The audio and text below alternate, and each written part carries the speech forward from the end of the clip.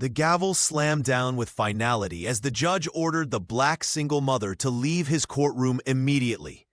Few could have predicted the dramatic turn of events that would follow when her triplets stood up and revealed what truly happened. Before we begin, make sure to subscribe to the channel and comment where you're watching from. The air in the Atlanta courtroom was thick with tension as the bailiff announced the next case. The fluorescent lights buzzed overhead, casting harsh shadows across the worn wooden benches. At the heart of the storm stood Mary Johnson, a 39-year-old black single mother, her hands trembling as she clutched a battered folder full of hope and evidence. Dark circles under her eyes betrayed countless sleepless nights spent preparing for this moment. "Custody case number 473, the bailiff called out, his voice echoing through the chamber. "Johnson versus Brown." Mary straightened her modest navy dress, the one she'd saved for special occasions at the hospital where she worked as a receptionist. The folder in her grip contained everything: school records, medical documents, photographs, pieces of a life carefully built around 3 small children who meant everything to her. Behind her 8-year-old triplets, Elijah, Eden, and Ezra Johnson, sat with their feet dangling, eyes wide but unafraid. Elijah, the smallest of the 3, fidgeted with his collar, while Eden smoothed her braided hair. Ezra, always the observer, studied the room with quiet intensity. They wore matching outfits, the best clothes Mary could afford, pressed and perfect for this crucial day. Across the aisle sat Michael Brown in an expensive suit, flanked by 2 attorneys who whispered strategies in his ear. He hadn't been present for the children's birth, first steps, or first words, yet here he was, suddenly interested in claiming custody. His eyes briefly met Mary's before darting away, uncomfortable with the history between them. Judge Robert Davis entered, and the room rose in unison. Known throughout Atlanta for his impatience with those who came without legal representation, the judge settled into his chair with an air of practiced authority. He shuffled through papers, barely glancing at Mary, before cutting her off as she attempted to introduce herself. "You're representing yourself today, Ms. Johnson?" he asked, though it sounded more like an accusation than a question. "Yes, Your Honor," Mary replied, her voice stronger than she felt. "I couldn't afford—" "Proceed with your opening statement," Judge Davis interrupted, checking his watch. Mary took a deep breath and opened her folder. Behind her, Elijah reached for Eden's hand, who reached for Ezra's, a chain of silent support. The triplets exchanged glances, a wordless conversation passing between them. Whatever happened today, they would face it together, just as their mother had taught them. As Mary began to speak, Judge Davis's attention remained on the documents before him, missing the determined look that passed between the 3 small children whose future hung in the balance of his courtroom. "Miss Johnson, this is a custody court, not a stage," Judge Robert Davis snapped, his gavel echoing around the room like a gunshot. "If you don't have legal counsel, you're wasting the court's time." Mary Johnson flinched at his tone. The folder in her hands, filled with school reports, medical records, and photographs, documenting 8 years of single motherhood, suddenly felt worthless. She'd spent 3 nights organizing these papers, highlighting passages she thought would matter to the court. "Your Honor, please," Mary began, her voice barely audible above the murmurs filling the Atlanta courtroom.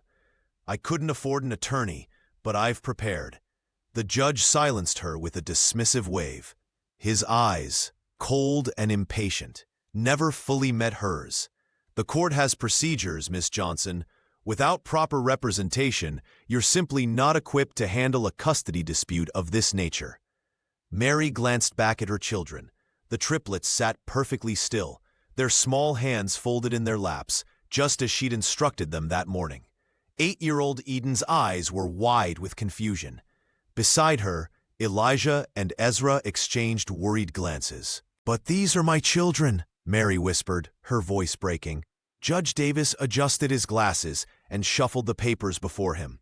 "And Mr. Brown has filed for custody with proper legal representation. His attorney has submitted all required documentation." Mary spotted Michael Brown across the room, sitting confidently beside his expensive-looking lawyer. The man who had vanished before the triplets were even born now wore a tailored suit and an expression of practiced concern. "Sit down, Miss Johnson," the judge ordered. Mary remained standing, her legs trembling beneath her simple skirt. "Your Honor, if you could just look at—" "Enough!" Judge Davis's voice boomed through the courtroom. "You are out of order. Either sit down or leave my courtroom immediately." The bailiff took a step forward, his hand moving instinctively toward his belt. Mary clutched her folder tighter, papers crumpling under her grip. "Miss Johnson," the judge said, his tone dangerously quiet, "you have until the count of 3. With burning cheeks and blurred vision, Mary slowly backed toward her seat. The courtroom seemed to close in around her, faces blending into a sea of indifference. She caught the sympathetic glance of a court reporter, but it offered little comfort. "Actually," Judge Davis continued, checking his watch, "we're due for recess. This matter is continued until next week. Miss Johnson, I strongly suggest you find legal representation by then." The gavel fell once more. The courtroom doors swung open, and with them, every ounce of hope Mary had carried into the building seemed to evaporate into the cold Atlanta air. Mary Johnson felt her world collapsing as Judge Robert Davis dismissed her with a wave of his hand. Tears threatened to spill from her eyes as she clutched the folder tighter, her last lifeline slipping away.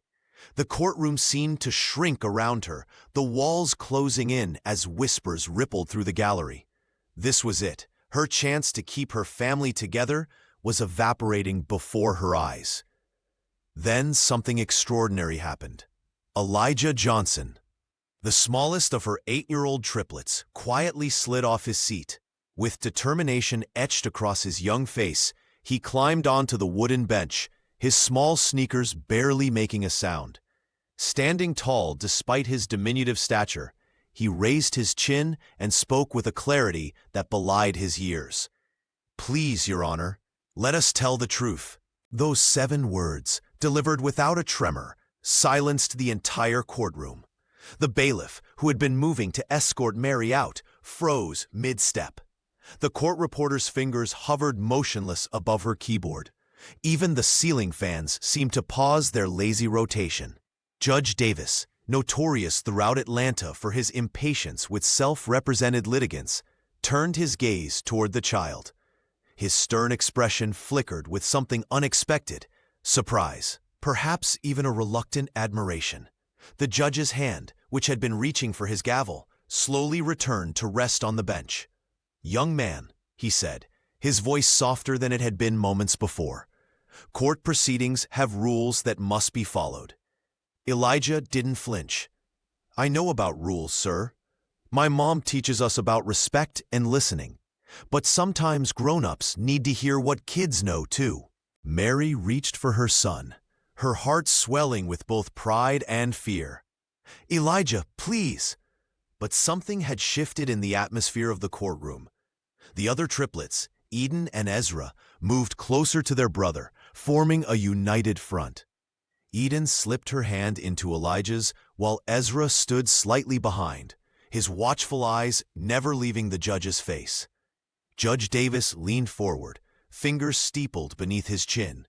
For several seconds, he studied the 3 small figures before him, 3 children ready to fight for their mother when the system had been prepared to silence her. "Very well," he finally said, the words falling like stones into still water. "I'll give you 3 minutes, not because the court procedures allow it, but because sometimes wisdom comes from unexpected places." The collective intake of breath from the spectators was audible. Mary watched, her hand pressed against her mouth, as her children prepared to speak the truth that might save their family. Judge Davis shifted uncomfortably in his seat, his eyes moving from the children to the courtroom clock and back again. With a reluctant nod, he allowed the triplets to speak. Elijah Johnson, small for his 8 years, but with determination radiating from his frame, stepped forward first. His sneakers barely made a sound on the polished floor. "Your Honor, Michael Brown doesn't know anything about us," Elijah began, his voice trembling, but clear enough to reach every corner of the hushed courtroom. "He doesn't know our teachers' names or which subjects we like at school. He's never heard the bedtime song Mom sings to us every night." The boy's hands twisted the hem of his carefully ironed shirt as he continued. "He's never been there when we were sick or scared. He doesn't know that I'm allergic to strawberries or that Eden can play Twinkle Twinkle on the piano." Eden stepped forward next, her small fingers interlaced with her brother's for support. Her braids were neatly tied with blue ribbons that matched her dress. "Our mom makes pancakes shaped like animals on Sunday mornings," she explained, her voice steadier than Elijah's, but just as earnest. "She knows exactly how we like our rooms at night. My nightlight has to be on, and Ezra needs his door open a little bit." Eden's eyes filled with tears, but she blinked them back. "She works really hard at the hospital, but she always comes to our school plays. She helps us with homework and teaches us to be kind.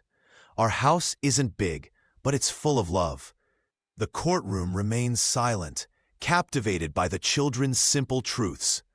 Even the court reporter seemed to pause, her fingers hovering above the keys. Ezra, the quietest of the triplets, stepped forward last. His voice came out as barely more than a whisper, forcing everyone to lean forward to hear. "Mr. Brown came to our school once," he said, looking down at his shoes. "He didn't know which classroom was mine. He called Eden Ella by mistake." Ezra finally looked up, his eyes meeting the judge's directly. "We just want to stay with our mom. She's our real family." Mary Johnson watched her children with tears streaming down her face, unable to wipe them away as her hands covered her mouth in silent emotion. Across the aisle, Michael Brown shifted in his expensive suit, his expression unreadable. Judge Davis cleared his throat, visibly affected by the triplets' testimony despite his efforts to maintain judicial neutrality. For the first time since the hearing began, he looked at Mary not as a case number, but as a mother. Jennifer Smith, a local journalist who had been covering family court cases for the Atlanta Tribune, was in the back of the courtroom when the triplets spoke up. Her fingers moved instinctively to her smartphone, capturing the raw emotion of the moment as three small voices rose in defense of their mother. The veteran reporter had witnessed countless custody battles, but something about these children's unwavering loyalty struck a chord. "I couldn't look away," she would later tell her editor. "Those kids had more courage than most adults I've interviewed." By evening, the video clip had been edited and uploaded with the headline, "Atlanta Triplets Stand Up for Single Mom in Courtroom Showdown." The footage showed Elijah's determined face as he addressed Judge Davis, Eden's trembling hand clasped in her brother's, and Ezra's quiet nod of agreement. Mary could be seen in the background, tears streaming down her face as her children became her voice. Within hours, the clip had gone viral. The comment sections exploded with divided opinions. Supporters of Michael Brown argued that fathers deserved equal rights, painting him as a victim of bias against men in family courts. "He's just trying to be in his children's lives," wrote one commenter. "The system always favors mothers." But for every critic, there were dozens rallying behind Mary. Single mothers from across the country shared their own stories of struggle and resilience. "This woman works full-time at a hospital and raises 3 children alone," wrote a supporter. "Where was he for the first 8 years?" The hashtag #IStandWithMaryJohnson began trending by midnight. Local Atlanta community groups organized a small vigil outside the courthouse, holding candles and signs supporting the family's right to stay together. Mary watched it all unfold from her small living room, the triplets asleep in the bedroom they shared. She scrolled through her phone with shaking hands, overwhelmed by the sudden exposure. For years she had fought her battles quietly, keeping her head down and focusing solely on providing for Elijah, Eden, and Ezra. Now, their family's most private pain was playing out for strangers to debate. "Mom, are we famous now?" Eden asked the next morning, noticing Mary's red-rimmed eyes. "Not famous, sweetheart," Mary answered, pulling her daughter close. But people are listening to us now. What she didn't tell her children was how terrified she felt. Public attention was a double-edged sword. While support poured in, so did scrutiny, and she knew Michael had resources she could never match. The receptionist clutched her coffee mug tighter, wondering what her ex-partner's next move would be. The backlash hit Mary Johnson like a tidal wave. Within 24 hours of the courtroom video going viral, Michael Brown's public relations team launched a carefully orchestrated campaign. Press releases portrayed him as a loving father denied access to his children, a hard-working businessman who simply wanted to be part of his kids' lives. "I've made mistakes," Michael stated in a televised interview, his voice breaking at just the right moment. "But don't my children deserve to know their father?" Mary's phone buzzed constantly with notifications. Anonymous accounts flooded her social media with vicious comments. Gold digger. Manipulative. Using those poor children as shields. Some messages contained thinly veiled threats that kept her awake at night, checking the locks on her modest Atlanta home multiple times before bed. The hospital administration called her in for a routine performance review, though Mary knew there was nothing routine about it. Coworkers who once chatted freely with her now averted their eyes in hallways. She felt her world shrinking, her safety net fraying thread by thread. Yet amidst the hatred came unexpected allies. Mothers from across the country, many single parents themselves, sent heartfelt letters of support. "Your children spoke truth to power," wrote a woman from Oregon. "You raised them right." Another envelope contained 3 hand-knitted bookmarks for Elijah, Eden, and Ezra, along with a note, "For 3 brave storytellers." Mary stored these treasures in her bedside drawer, reading them on nights when doubt threatened to consume her. She worried about the triplets, who had begun to notice the whispers at school. Eden had stopped playing piano during recess, and Ezra barely spoke at all anymore. Only Elijah maintained his defiance, proudly announcing to anyone who would listen, "My mom is the best mom in the world." Late Tuesday evening, as Mary sorted through another batch of mail, separating hate from hope, her phone rang with an unknown number. She almost didn't answer, fearing another anonymous threat. "Mary Johnson?" The voice was warm, authoritative, with the slight rasp of age. "My name is Honora Whitfield. I was a judge in this county for 32 years before I retired." Mary's hand tightened around the phone. "Yes? I saw what happened in that courtroom. I saw your children stand up for you, and I saw Robert Davis, Judge Davis, shut you down without hearing your case." The woman paused. "I know your story. I've lived parts of it myself." Mary sank into a kitchen chair, suddenly exhausted. "Everyone thinks they know my story." "Let me help you," Honora said softly. "Pro bono, no strings attached." For the first time since the courtroom debacle, Mary felt something dangerous bloom in her chest. Hope. Honora Whitfield's arrival in Mary Johnson's life felt like the first ray of sunlight after an endless storm. The retired judge carried herself with quiet dignity, her silver-framed glasses perched on her nose as she spread documents across Mary's kitchen table. Unlike the dismissive court officials Mary had encountered, Honora actually listened. "Tell me everything," she said that first evening, her voice warm but determined. "Not just what happened in court, everything about your children, your life, your struggles." For 3 hours, Mary spoke while the triplets slept down the hall.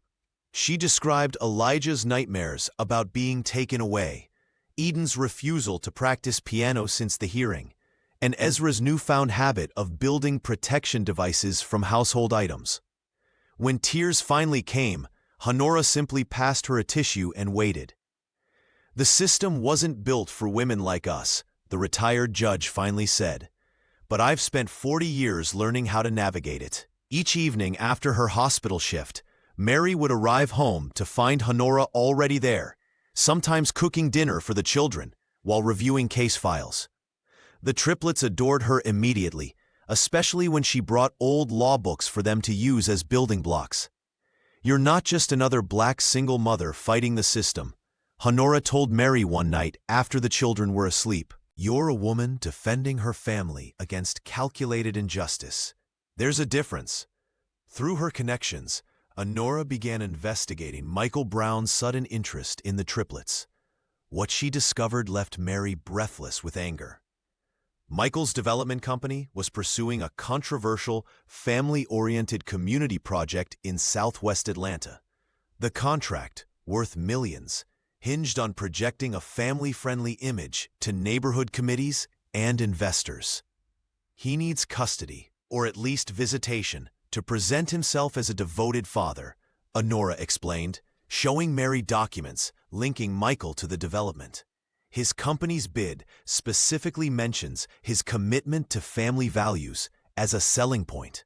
Mary's hands trembled as she examined the paperwork. "My children are just props to him." "Exactly," Honora nodded grimly. "And Judge Davis likely has no idea." Michael's legal team has carefully constructed a narrative about a father seeking relationship with his children, not a businessman pursuing a deal. For the first time since entering that courtroom, Mary felt something beyond fear, righteous anger. Her children weren't bargaining chips for a real estate transaction. "So, what do we do?" she asked, straightening her shoulders. Honora smiled, the determination in her eyes matching Mary's own. "We fight back with truth. And believe me, the truth has a way of demanding to be heard." The triplets became overnight sensations in their Atlanta community. What began as a viral courtroom moment had transformed into genuine local celebrity status.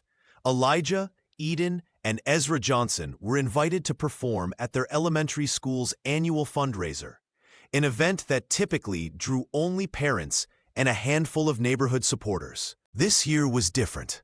The school auditorium overflowed with attendees, many curious to see the children who had stood up to the system. Elijah, the smallest of the three, recited original poems that belied his 8 years, his voice steady despite the crowd. His words about family bonds and courage brought several audience members to tears. Eden took her place at the piano next, her fingers dancing across the keys with surprising confidence. She performed a melody she had composed herself, which she announced was "For My Mom, who sings me to sleep even when she's tired." The audience fell silent, captivated by both her talent and the unspoken story behind it. Not to be outdone, Ezra presented his homemade gadgets, simple machines built from household items that demonstrated principles of physics. The quietest of the triplets, he barely spoke above a whisper, but his inventions spoke volumes about his intelligence and creativity. Unknown to Mary or the children, Judge Robert Davis slipped into the back row midway through the performances. Wearing casual clothes instead of his judicial robes, he went unrecognized by most. The judge watched intently as the Johnson children showcased their talents, his brow furrowing with each demonstration of their character and abilities. Mary sat in the front row, alternating between wiping away proud tears and snapping photos on her cell phone. She had spent hours helping Eden practice, listening to Elijah's poems and finding materials for Ezra's inventions, all while working extra shifts at the hospital to cover legal expenses. As the triplets took their final bow together, holding hands in perfect unity, something shifted in Judge Davis's expression. The children before him were not statistics or case numbers, but bright, talented individuals with obvious potential. For the first time, he questioned his hasty judgment in the courtroom. After the event, Mary embraced her children, their faces glowing with achievement. "You were all so amazing," she whispered, gathering them close. Yet behind her smile lurked worry. The room had been filled with strangers taking videos, and she noticed a local news van outside. This spotlight brought validation but also vulnerability. As they walked to their car, Mary felt exposed, as if their private family life had become public property. She wondered what Michael Brown might do with this new attention and how it might affect their case. The triplets might be shining, but fame cast long shadows she couldn't yet see. Michael Brown's influence began to seep into the most unexpected corners of Mary Johnson's life, like poison in a well. The Atlanta hospital, where she had worked as a receptionist for nearly 7 years, suddenly placed her on probation after what management called a random performance review. The timing was anything but random. "We've noticed some inconsistencies in your record keeping," her supervisor, Dr. Patel, explained without meeting her eyes. The woman, who had once praised Mary's efficiency, now hurried away after their brief interaction, as if proximity itself might be dangerous. Mary noticed the whispers that followed her through the sterile corridors. Colleagues who once shared lunch breaks with her now found reasons to eat elsewhere. Her desk, once decorated with the Triplets artwork, felt increasingly isolated at the front reception area. "Did you see that video of her at court?" She overheard one nurse murmur to another. "Her ex is some big developer downtown. You know how these things go." That evening, Mary sat in her car in the hospital parking lot, gripping the steering wheel until her knuckles turned white. The probation notice meant her health insurance hung by a thread.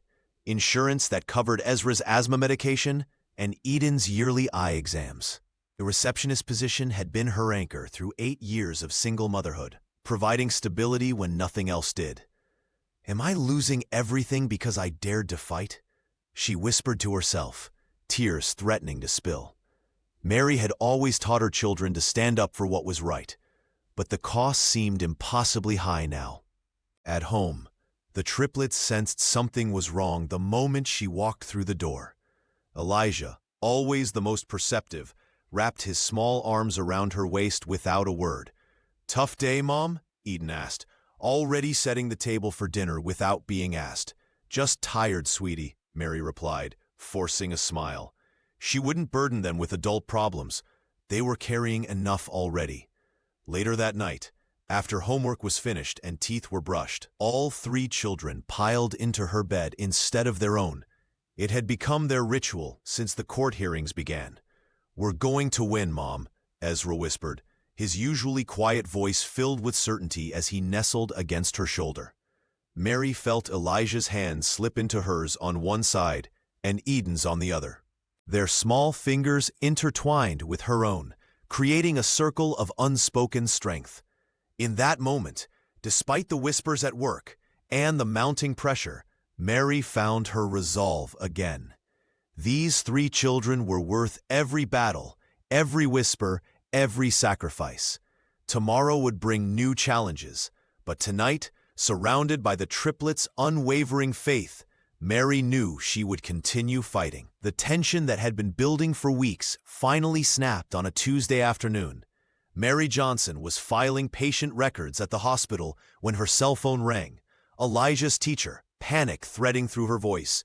Her smallest triplet had collapsed during recess, unresponsive on the playground asphalt. Mary abandoned her station without a word, her heart hammering against her ribs as she drove to Parkside Elementary. By the time she arrived, paramedics were loading Elijah's tiny form into an ambulance. His face was ashen, lips parched, his small hand limp in hers as she climbed in beside him.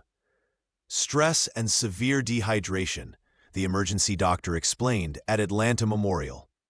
"He's been internalizing everything, refusing meals." Mary sat by her son's hospital bed, watching the IV drip that was restoring his fluids, guilt crushing her chest. She hadn't noticed how deeply the custody battle was affecting him. Eden and Ezra huddled on the other side of the bed, unusually quiet, holding their brother's hand. The siblings' connection seemed to transcend words as they formed a protective circle around Elijah. Just as the 8-year-old began to stir, the room door burst open. A photographer thrust a camera toward the bed, followed by a local news reporter shouting questions. Behind them stood Michael Brown, his expression a carefully composed mask of paternal concern. "How dare you?" Mary whispered, rising slowly from her chair. "You did this. You called them here." Michael stepped forward, hands raised in mock innocence. "The public deserves to know when a child is neglected." Something primal erupted inside Mary. Years of silent suffering, of raising 3 children alone while this man lived his carefree life. Of fighting a system designed to break her, it all came pouring out. She lunged toward Michael, finger jabbing at his chest. "You've never once asked about their allergies, their nightmares, their favorite books." Her voice rose with each accusation. 8 years! Where were you for 8 years? The photographer captured every second of her outburst. Her contorted face, her trembling hands, the tears streaming down her cheeks. Not one frame showed Michael's smirk or the triplets' terrified expressions. By morning, edited footage was playing on local news. By afternoon, it had reached Judge Davis's chambers. By evening, it was Exhibit A in Michael's emergency motion claiming Mary's emotional instability and violent tendencies made her unfit for custody. The hospital corridor felt endless as Mary walked out that night, Elijah between his siblings, his small hand clutching hers. She'd never felt more trapped, more vulnerable. The system that was supposed to protect them was being weaponized against her, turning her maternal instinct into evidence of her failure. Judge Robert Davis's decision arrived like a blow. After weeks of courtroom battles, he granted Michael Brown weekend visitation rights with the triplets. Mary Johnson clutched the court order, her fingers trembling as she read the details. 2 weekends per month, starting immediately. "It's temporary," Honora Whitfield assured her outside the courthouse, her hands steady on Mary's shoulder. "We're making progress, even if it doesn't feel that way." But Mary couldn't shake the dread that settled in her stomach as she packed small overnight bags for Elijah, Eden, and Ezra. The children moved silently around their modest home, their usual chatter replaced by whispered concerns. "Will we all stay together?" Eden asked, clutching her favorite book. "He promised separate rooms at the hotel," Mary answered, forcing a smile she didn't feel. "Remember what we talked about. Be polite, but you don't have to do anything that makes you uncomfortable." The first handoff happened in a coffee shop parking lot. Michael arrived in a sleek black vehicle, his expression more triumphant than joyful. The triplets clung to their mother until the last possible moment. "I'll see you Sunday evening," Mary whispered, kissing each small forehead. "I love you more than anything." Those 48 hours stretched like years. Mary paced her empty home, jumping at every phone sound. When Sunday finally arrived, she waited at the designated spot 30 minutes early. The triplets tumbled from Michael's car looking exhausted. Their stories spilled out on the drive home, separate hotel rooms despite their pleas to stay together, stern warnings not to talk about their mother, and long hours left with a hired nanny while Michael attended business meetings. "He doesn't know I'm allergic to strawberries," Elijah said quietly. "The nanny gave me some and my face got all puffy." Eden added, "He got mad when I asked to call you." Ezra, normally the quietest, simply curled against Mary's side that night, refusing to let go even in sleep. The pattern repeated with each visit. The children returned with new stories. Michael taking business calls during their promised movie time. The nanny who couldn't remember their names. The fancy restaurant where they weren't allowed to speak unless spoken to. Mary documented everything meticulously in a notebook Honora had given her. The cracks in Michael's facade were starting to show, but she feared it might be too late. The system had already made its judgment. A father with resources automatically outweighed a mother with nothing but love. "The court sees me as disposable," she confessed to Honora during a late-night call. "Just another black single mom they can dismiss. Then we'll make them see you differently," the retired judge replied. "This isn't over, Mary, not by a long shot." The yellowed envelope had been tucked away for 8 years, buried beneath old birthday cards and hospital bracelets from the triplets' birth. Mary Johnson's fingers trembled as she pulled it from the back of her bedroom drawer during a late-night cleaning frenzy, her way of coping with the mounting stress. "I want no part in this," Michael had written in hasty, angry strokes. "These children are your choice, not mine. Don't contact me for money, time, or acknowledgement. I'm signing away all rights and responsibilities." Mary remembered receiving it 3 months after the triplets were born, She had been exhausted, overwhelmed, and fiercely determined to prove she didn't need him. Out of pride and hurt, she'd hidden the letter away, never intending to use it as ammunition. But now, with her children's future hanging in the balance, pride seemed a luxury she couldn't afford. "This changes everything," Honora Whitfield said the next morning, her experienced eyes scanning the document. The retired judge's living room had become their unofficial war room, scattered with legal pads and coffee cups. Michael's entire case rests on portraying himself as a concerned father denied his rights. This proves he willingly abandoned them. In court, the following Tuesday, the atmosphere shifted as Honora presented the letter. Michael's face drained of color as his own words were read aloud.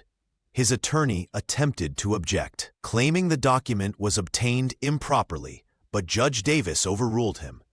"The court recognizes this letter as authentic," Judge Davis stated, his tone measured, but his eyes betraying surprise. He studied Michael Brown with newfound skepticism. "Mr. Brown, you claimed under oath that Miss Johnson prevented your involvement with the children from birth." Michael shifted uncomfortably in his expensive suit. "I was young. I made mistakes." 8 years of mistakes," Honora countered.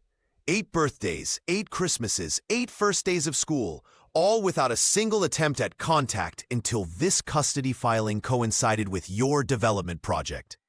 For the first time since the proceedings began, Judge Davis looked directly at Mary, not as a statistic or a case number, but as a woman who had shouldered an immense burden alone.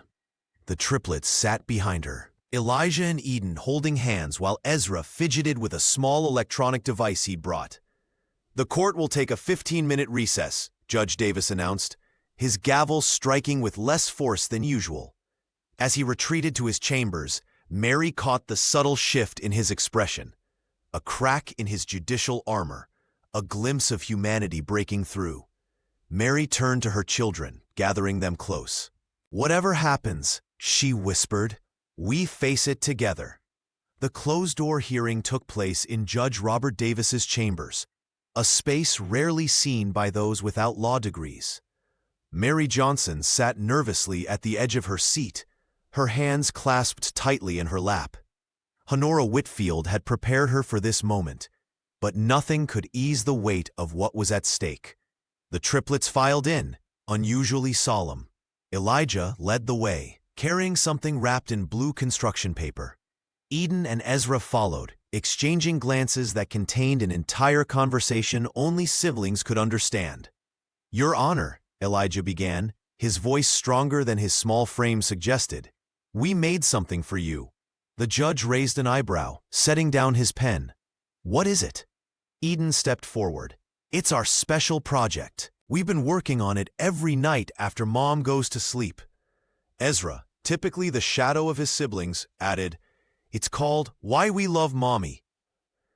They placed the handmade scrapbook on the judge's desk. The cover, decorated with glitter and hand-drawn hearts, bore the title in Eden's careful lettering. Judge Davis opened it slowly. The first page contained a family portrait drawn by Elijah. Mary, with 3 small figures holding her hands, all with impossibly wide smiles. Beneath it, in a child's uneven script, Mom makes pancakes shaped like our initials on Sundays. Page after page revealed their life together. Eden's contribution included pressed flowers from their walks to school, with notes about how Mary knew the name of every plant. Ezra had taped in a small circuit he'd built, with the caption, "Mom sits with me even when she doesn't understand my inventions." There were report cards with Mary's proud signatures, photographs of birthday celebrations in their modest apartment, and handwritten accounts of nightmares soothed and scraped knees bandaged. The judge's fingers lingered on a page where all 3 children had traced their hands around Mary's larger outline. "Our safe place," it said simply. Mary watched, tears streaming silently down her face, as Judge Davis slowly turned each page. His judicial mask slipped, revealing something she hadn't seen before. Recognition. "Did you make this all by yourselves?" he asked the children. "Yes, sir," Elijah answered. We wanted you to see what you can't see in court." Something shifted in the room. The judge closed the scrapbook gently, as if it contained fragile treasures, which in truth it did. For the first time, he looked at Mary not as a case number, but as the center of 3 young lives. "Thank you," he said quietly to the triplets. "This helps me understand." In that moment, compassion, a quality he'd buried beneath years of legal precedents and statistics, stirred within him once more. During a private conversation in his chambers, Judge Robert Davis stared at Honora Whitfield with a mixture of respect and discomfort. "You were always 3 steps ahead of everyone else, Honora," he admitted, straightening papers that were already perfectly aligned. "And you were always stubborn," Honora replied, with a gentle smile that softened her words. 25 years ago, you were my brightest student at the Judicial Mentorship Program. You believed in fairness then." The revelation surprised the court staff who overheard. Few knew that the formidable retired judge had once taken Davis under her wing, teaching him the nuances of family law when he was just a newly appointed official with more ambition than experience. "You taught me to look beyond the paperwork," Davis said quietly, his fingers tracing the edge of Mary Johnson's case file. "I've forgotten that somewhere along the way." Honora leaned forward. "The system hardens us, Robert, but these children need you to remember who you were." Their conversation was interrupted when the bailiff announced an unexpected witness had arrived. Ruth Johnson, an elderly woman with silver hair and the same determined eyes as Mary, made her way slowly to the witness stand. The triplets' faces lit up at the sight of their great-grandmother, whom they hadn't seen in nearly 2 years. "I never thought I'd set foot in a courtroom again," Ruth began, her voice surprisingly strong despite her fragile appearance. "But I couldn't stay silent when my granddaughter's family is at stake." She recounted how Mary had raised the triplets alone from birth, working double shifts at the hospital while studying online to improve her prospects.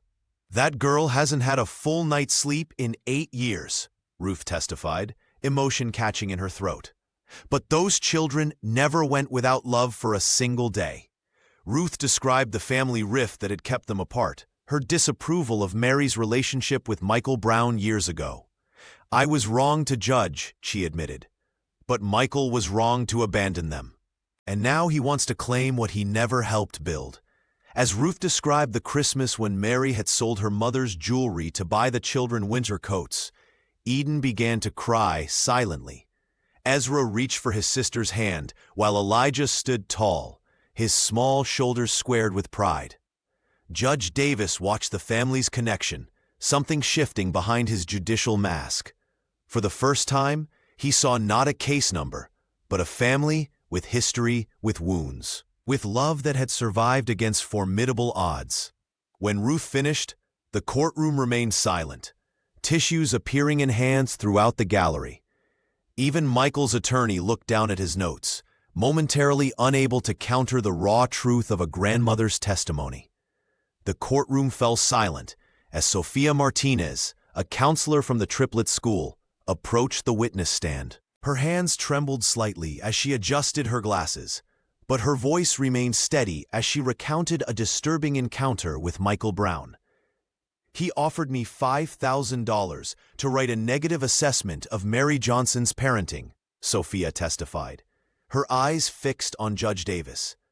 "He said it would be easier for everyone if I simply stated that the children showed signs of neglect." Gasps rippled through the courtroom. Michael shifted uncomfortably in his seat, whispering frantically to his attorney. Judge Robert Davis leaned forward, his expression darkening. "And what did you tell him?" Honora Whitfield asked, her voice calm but powerful. "I told him that in 15 years of counseling, I'd never seen 3 more well-adjusted, loving children than the Johnson triplets," Sophia replied. "And that no amount of money would make me lie about their mother." The revelation cast Michael in a harsh new light. The businessman's carefully constructed image of a concerned father crumbled as spectators murmured among themselves. Mary closed her eyes briefly, a mixture of vindication and pain crossing her face. As the testimony concluded, Ezra Johnson, usually the shyest of the triplets, approached the bench with something clutched in his small hands. The 8-year-old boy placed a homemade device on the table before Judge Davis. "I made this," he said softly. "It records things we want to remember." Honora nodded encouragingly. "Your Honor, with your permission?"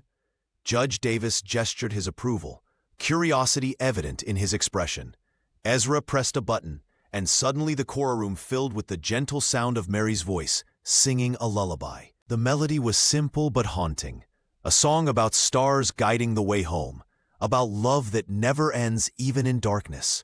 Eden and Elijah moved to stand beside their brother, their eyes glistening with tears. The device continued playing, capturing not just the song, but the sound of goodnight kisses, of Mary whispering, "I love you" to the moon and back, to each child in turn. The recording ended with Ezra's voice saying, "Good night, Mommy. See you in the morning." There wasn't a dry eye in the courtroom. Even the court reporter paused, dabbing at her cheeks.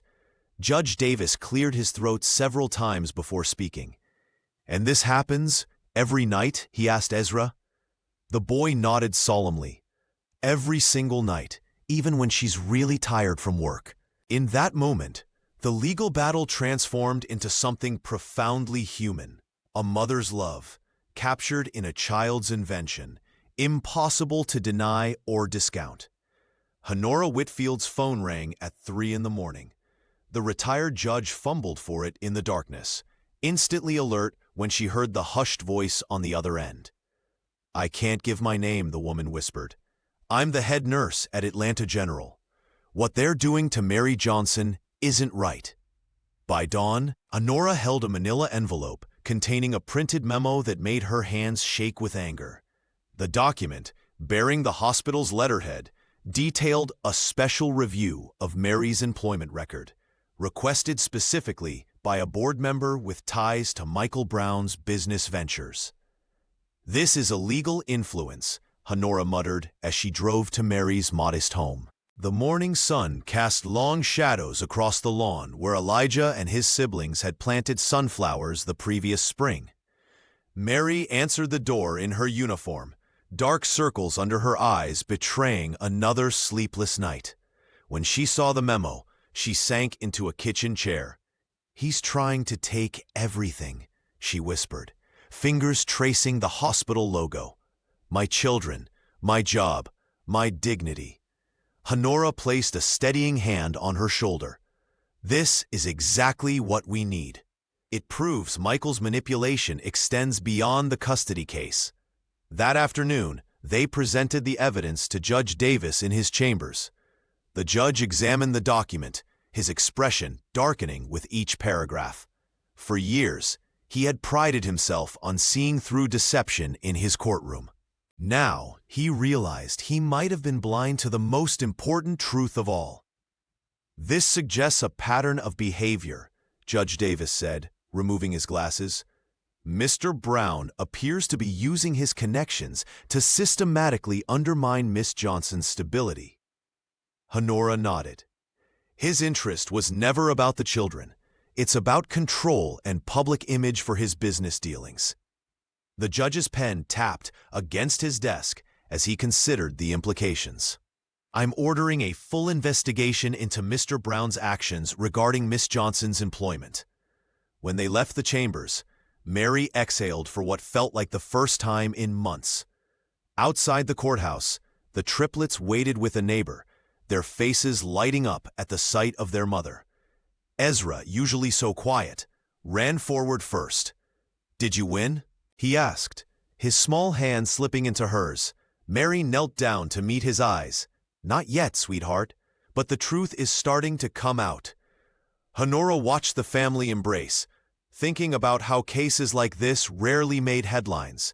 The quiet manipulation of power, the systematic dismantling of a person's life. But this time would be different. This time, the truth would prevail. The case was shifting. For the first time since it began, the scales of justice were beginning to balance. Honora Whitfield spent 3 sleepless nights combing through dusty archives at the Atlanta Records Office. Her decades on the bench had taught her that truth often hid in overlooked details. When she finally found what she was looking for, the retired judge nearly dropped her reading glasses. "The birth certificates," she whispered to Mary Johnson over coffee the next morning. "Michael's name isn't on them. He never legally acknowledged paternity when the triplets were born." Mary's hands trembled around her mug. "I filled out the paperwork myself at the hospital. He refused to sign anything back then." A bitter laugh escaped her lips. "He said he wasn't ready for that kind of responsibility." Honora spread the documents across the kitchen table, while Eden and Ezra ate breakfast nearby, unaware of the bombshell their mother and her attorney had just uncovered. The legal implications were staggering. Michael Brown had no established legal rights to the children until he suddenly filed for recognition 8 years later. "The timing is suspicious," Honora noted, tapping a finger on the recent paternity filing. 3 weeks after the West Side Development announcement, the same project he's fronting as the family-friendly face. In court the following day, Michael sat confidently beside his expensive legal team, his tailored suit a stark contrast to Mary's department store dress. The businessman maintained his practiced smile until Honora approached with the birth certificates in hand. "Your Honor," she addressed Judge Davis, "I'd like to introduce these birth records into evidence. They show that Mr. Brown never acknowledged paternity until 8 years after these children were born. Coincidentally, right when he needed a family image for his real estate ventures." Michael's attorney jumped to his feet, but Honora continued relentlessly. "We have also obtained Mr. Brown's original response to Miss Johnson's child support petition from 8 years ago, where he explicitly denied being the father." Judge Davis examined the documents, his expression hardening. "Mr. Brown, would you care to explain this discrepancy?" Michael's confident facade cracked. He stammered about misunderstandings and paperwork errors, but his carefully constructed narrative was unraveling thread by thread. "So for 8 years, Judge Davis clarified, you had no interest in these children. No visits, no support payments, no birthday cards. Nothing until you needed them for your business image." The courtroom fell silent as Michael struggled to respond. From the gallery, the triplets watched with solemn eyes as the truth about their father emerged. Eden reached for Elijah's hand, while Ezra stared at his shoes. Mary Johnson sat straighter, strength returning to her shoulders. For the first time since the case began, she allowed herself to believe that justice might actually be possible. Judge Robert Davis had never done anything like this in his 23 years on the bench. As he stood on the doorstep of Mary Johnson's modest apartment building in East Atlanta, he questioned his own judgment. Was this ethical? Professional? But something about this case had gotten under his skin, refusing to let go. When Mary opened the door, her expression shifted from surprise to guarded concern. "Your Honor," she managed, wiping her hands on a kitchen towel. "I apologize for the intrusion, Mrs. Johnson," the judge said, his formal tone at odds with the casual setting. "I felt it necessary to see for myself." Mary hesitated before stepping aside. "We're just having dinner," she said quietly. "You're welcome to join us." The apartment was small but immaculately kept. From the living room came the gentle notes of Chopin. Eden at the piano, her small fingers dancing across the keys with surprising confidence. At the dining table, Elijah and Ezra hunched over their homework, heads nearly touching as they worked through math problems together. "Mom, is the sauce supposed to bubble like that?" Ezra called out, not looking up. Mary excused herself, rushing to rescue their dinner. The judge stood awkwardly in the entryway until Elijah noticed him. "Hello, Your Honor," the boy said with the same clear voice that had first caught Davis's attention in court. There was no fear in his eyes now, only curiosity. Eden stopped playing, and all 3 children watched as the judge took in their home. The wall covered with their artwork, the bookshelf overflowing with well-worn children's classics. The family calendar meticulously organized with school events, doctor appointments, and library days. Mary returned, setting a simple but hearty meal on the table. "We weren't expecting company, but there's plenty," she offered. Judge Davis declined, but asked if he could observe for a few more minutes. What he witnessed was nothing like the chaotic household Michael Brown's attorneys had described. Instead, he saw a family routine built on mutual respect. The children took turns speaking, helped clear dishes without being asked, and shared inside jokes that made their mother's tired face light up with laughter. As he prepared to leave, Davis noticed a framed photo of Mary in her hospital uniform, the triplets beside her at what appeared to be a staff picnic. "Thank you for your hospitality," he said formally, but his eyes conveyed something deeper. Walking back to his car, Judge Davis felt the weight of realization. For weeks, he'd been viewing this case through the lens of statistics and precedents. But the Johnson family wasn't a statistic. They were people whose bond couldn't be measured in legal terminology or captured in court transcripts. The Atlanta courthouse fell silent as Judge Robert Davis cleared his throat. After weeks of heated testimonies and revelations, the final hearing had arrived. The judge's demeanor had transformed since those first tense moments when he dismissed Mary Johnson without a second thought. "Before I make my final decision," Judge Davis announced, his voice softer than anyone had heard before, "I'd like to hear from Elijah, Eden, and Ezra once more." The triplets exchanged glances, a silent conversation passing between them. Elijah, always the spokesperson, stood first. "Your Honor," he began, his small frame straight with determination. "We wrote something with our mom. Can we share it instead of just talking?" A murmur rippled through the courtroom. Judge Davis leaned forward, curiosity replacing his usual stern expression. "What did you prepare?" "A song," Eden answered, stepping beside her brother.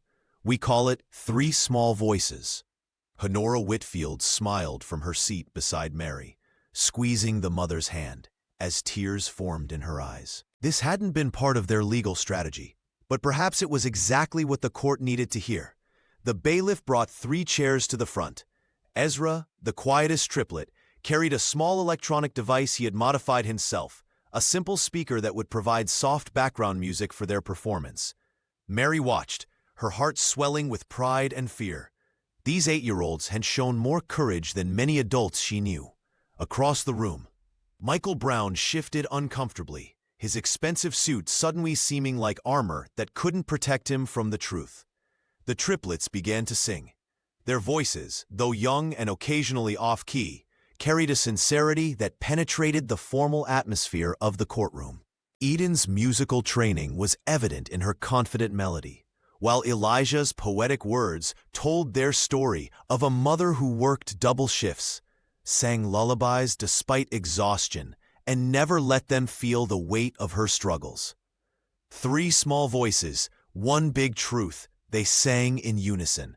"We know where we belong." Several jurors wiped away tears. Jennifer Smith, the journalist whose camera had first captured their story, lowered her notebook, too moved to write. Even Ruth Johnson, Mary's grandmother, who had traveled from Tennessee to support them, pressed a handkerchief to her eyes.